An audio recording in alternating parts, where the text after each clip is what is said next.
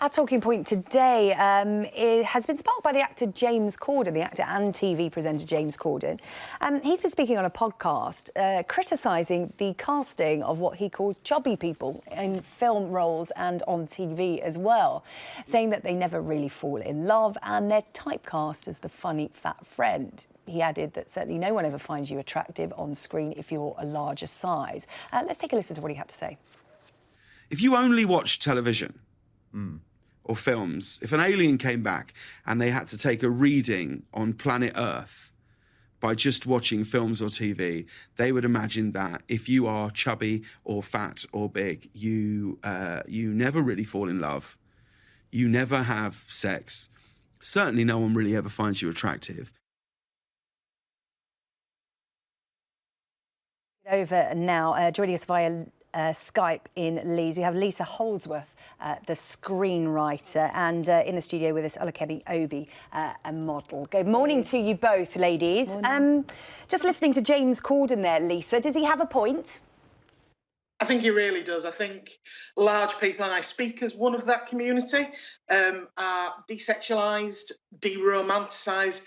Anytime we fall in love with anybody, it's seen as desperate, ridiculous, deluded, sad, or comedic. And we're very good at comedy, and I speak as a member of the funny community as well. But it would be nice to see something that reflects the reality of our experience as well. Yeah, it's interesting. Olakemi, what's been your experience in the model and the modelling in the media world? I think for some reason or not, plus sizes seem to not taken as seriously as someone who's maybe a smaller size. For example, I remember recently I was posted on Calvin Klein and I received a lot of backlash from many people because it's like, hold on, how can you be a model and you're plus size? I wasn't taken seriously, I was ridiculed. I'm sure underwear comes in larger sizes than teeny tiny. As if there's not different people in this world. Yeah. It's strange, I don't understand it, to be honest. It's interesting, isn't it, Lisa? Because James Corden talks about being typecast, essentially, as being the funny, chubby friend. And he says he certainly wouldn't get offered any romantic leads because nobody wants to see larger people getting intimate on screen. I think he's absolutely right. I think there's a real taboo about that, about seeing... And let's face it, look, this is not just about big people. It's about anybody who's maybe got a disability or a scar or isn't a perfect size 10 with blonde hair and blue eyes and all the rest of it. Yeah, and don't get me wrong, I'd love to see those people getting intimate on television. It's gorgeous, but I'd like to see, as I say, more reflection of the real world, that we all come with faults. And maybe if we did that, people would feel a little less self-conscious about themselves. If you see it, you can believe it.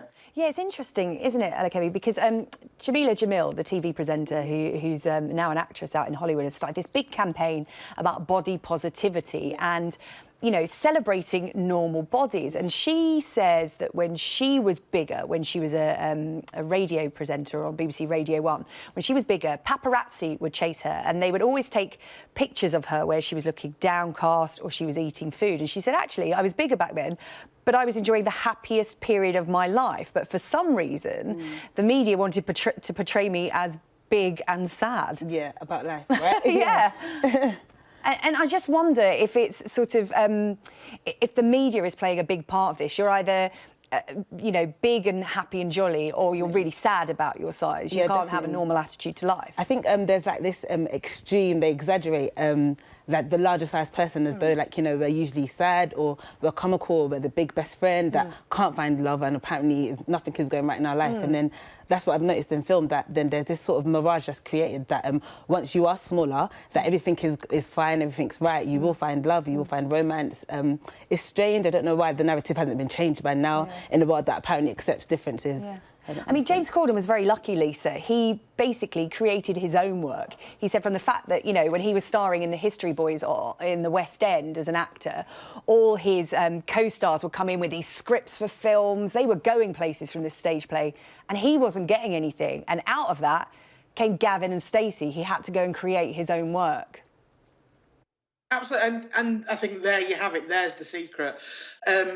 We need to start, when we sit down to write a script, and you know, as a writer, I need to do it, not immediately describe the romantic leads as 6'5" or beautiful but she doesn't know it, all those kind of things. I read that in scripts that other people have written over and over again. We need to change that narrative, that if you are told over and over again that you are not worthy of love, not worthy of desire, then you'll start to believe it. And we don't want kids growing up with that. That's the root of a lot of problems, I think.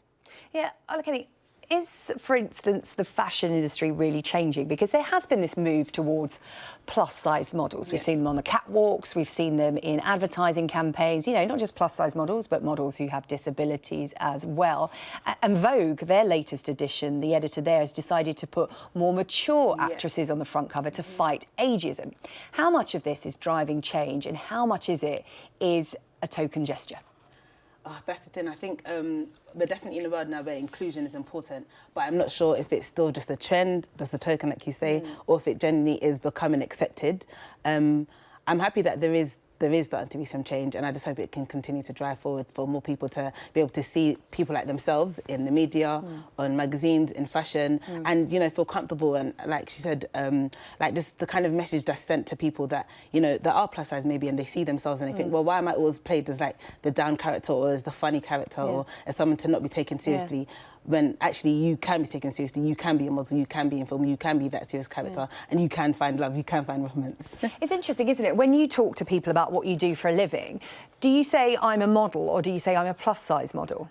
I think because I'm quite proud of being a plus-size woman, I tend to say plus-size model, but fundamentally, I try to also explain to people that I'm not defined by plus size. I'm a model, so because it's almost creating a separate category for yourself. When presumably, if you're modelling clothes, underwear, whatever you're modelling, people come in all sorts of different shapes and sizes. They'll all be buying that dress, whether they're a size 8 or a size 18. 100%. We're diverse, we're all different, and there's someone out there that they need to see someone who they can relate to, you know. Lisa, you are a screenwriter, and it's interesting when people talk about bigger people on screen. We always come back to Fat Friends, which was on TV ages ago. In fact, James Corden was in that. And we haven't really seen a drama that has celebrated the larger form. But I guess you don't really want that, do you? You don't want to have to keep making a Fat Friends. You just want to see larger people on screen. And actually, for that not even to be an issue in casting. That would be wonderful. I mean, I know that it's tough for big actors and big actresses. It really is hard. You do get constantly casting the same thing. But actually, do you know what? I do think it's time for something that explores this issue in drama. Kay Mellor obviously created Fat Friends. I don't think she expected it to be the hit that it was, but it chimed with so many people. So many women particularly recognised the emptying your pockets before you get on the scales at Weight Watchers or other slimming groups, the constant battle with food. I think we need to talk about it, and drama's a really good way to have a chat about that, and I think it's about time. Olakemi, how do we keep talking about this? Because obviously James Corden has highlighted it. We're talking about it this morning. People have been talking about it, you know, for the last couple of days since this podcast came out. And he is one of the most powerful entertainment influences at the moment. So to have his voice speaking out and saying, this is wrong, fat-shaming people, you know, we should be accepted on screen in all shapes and sizes. How can we continue this positivity going forward? I think it's just up to us to keep on trying to change the narrative, push, use our own platforms and show that plus-size people are people too. We don't need to be defined and labelled like that. We can do everything like other people. Recently, I was invited to a screening of Dumbo, and Miss Atlantis, who plays the mermaid in there, was played by Sharon Rooney. And what I loved about it is that I could see that they didn't cast her because she's plus size. They cast her because she's talented. And I think that's more of what we need to see, that you're a talent. You're not plus size, and so therefore you're only segregated to one type of specific role that you can do. So she was a larger actress, but her size wasn't referenced in the film. No. Cast on her talent alone. Olakemi Obi, thank you very much. And Lisa Holsworth joining us from Leeds. Thank you very much to talk about larger actors and the discrimination they face in the casting process. You're watching Sunrise here on Sky News. It's 8:45. Coming up after break, we're talking about dementia and what it teaches us about love.